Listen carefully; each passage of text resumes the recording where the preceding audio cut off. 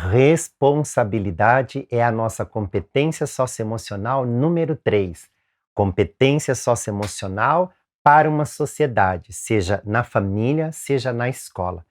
Pais e educadores precisam trabalhar responsabilidade com crianças e jovens. Mas quando nós usamos essa expressão, precisa trabalhar, parece algo impositivo, alguma coisa já desgastada, no sentido de que eu precisaria sentar com uma criança e com um jovem e fazer uma espécie de sermão. Aqui em casa os meus filhos chamam isso de resenha. Pai, lá vem resenha. Essa espécie de resenha, de palestrinha, de discurso de pais e educadores para os jovens não funciona. É importante lembrar que Henri Vallon sempre vai dizer que o aprendizado de criança e de jovem começa pela imitação. Começa, não é que ele vai eternamente depender da imitação. O famoso exemplo. Então, quando nós falamos em responsabilidade, eu sempre pergunto para os pais e para os educadores: você tem certeza que o teu filho sabe o que é responsabilidade? Certa vez eu deixei meu filho em casa, todos sabem que eu tenho um filho de 15 anos, autista com deficiência intelectual, entre outras coisas. Eu deixei ele em casa, sozinho, com um feijão no fogo. Eu tinha colocado um feijão para cozinhar numa panela de pressão, e aí, enquanto o feijão ia pegar a pressão e começar a ferver, a cozinhar, eu corri na esquina da minha casa para comprar uns ingredientes que eu precisava para pôr naquele fogão. Fechei a porta da sala, fechei a garagem e corri até o estabelecimento que fica na esquina da minha casa. 2 minutos depois, 5 minutos depois, eu estava de volta em casa. E assim que eu voltei para casa, eu percebi que o fogão estava desligado e a panela não estava cozinhando. Então, eu subi pela escada que eu tenho em casa e perguntei: Mate, você desligou o fogão? E ele disse para mim: sim, pai. Você saiu, esqueceu o fogão ligado e eu desliguei para não ser perigoso. Essa é uma das histórias que eu mais gosto em relação ao meu filho, porque eu nunca ensinei ele a usar panela de pressão. Meu filho cozinha e cozinha há muito tempo e faz várias coisas, mas nunca usou panela de pressão.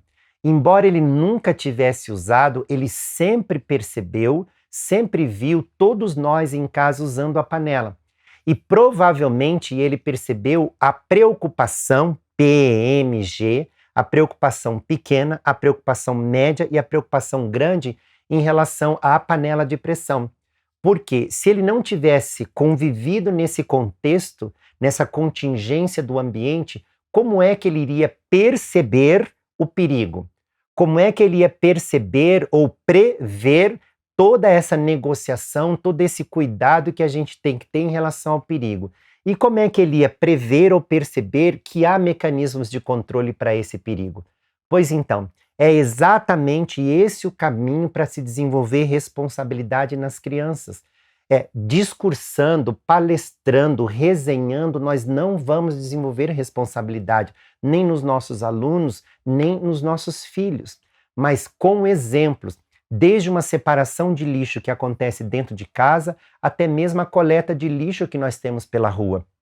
Nós andamos pela rua e nós tropeçamos em latas, em copos plásticos, em sacolas plásticas e passamos direto. Mas se eu começar a recolher estas sacolas, provavelmente o meu filho vai começar a entender que ele também pode. Agora, eu recolho sacolas de lixo sem condenar as pessoas, sem xingar as pessoas e sem desejar o mal para quem jogou aquilo. Porque não adianta eu ter essa competência da responsabilidade ou talvez até da solidariedade, mas acusar, né? E não ter a tolerância, que é outra competência importante.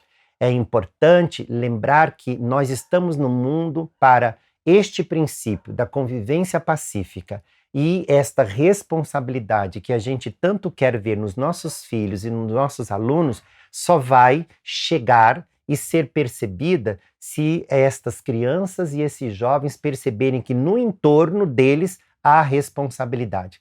Uma coisa muito interessante é quando a gente observa a responsabilidade que muitos pais têm e que os filhos vão tendo iguais comportamentos. Certo momento da minha vida eu fui professor universitário, muito pouco tempo. E aí eu por ser professor de criança, eu tinha o hábito de dar visto nos cadernos. E, num certo momento da aula, eu pedi o caderno dos alunos para eu dar visto. E os alunos espantaram aquilo, porque era um curso superior de administração, e eles não tinham o hábito do professor fazer o visto no caderno. E aí eu dava aula às sextas-feiras, no final da aula eu dizia, traga o caderno que eu quero dar um visto, e aí eles iam embora. Um dia eu estava muito ocupado e atrasado com os conteúdos, eu então disse assim, ó, não vou poder fazer visto no caderno hoje, mas na semana que vem vou vistar o caderno de todo mundo. E aí 2 ou 3 alunos ficaram do lado da minha mesa e eu disse, não, está dispensado, pode ir embora. E um aluno virou para mim e disse assim, professor, só que eu preciso que o senhor faça o visto no meu caderno, porque quando eu chego em casa, eu mostro para o meu filho que eu tenho visto no meu caderno, porque eu fiz todos os exercícios e me comportei na aula. E aí o meu filho, por ver que eu tenho isso, ele também faz e a professora dele também dá visto lá. E eu achei que essa era uma história interessante para a gente pensar o poder da responsabilidade. A responsabilidade é um compromisso comigo mesmo.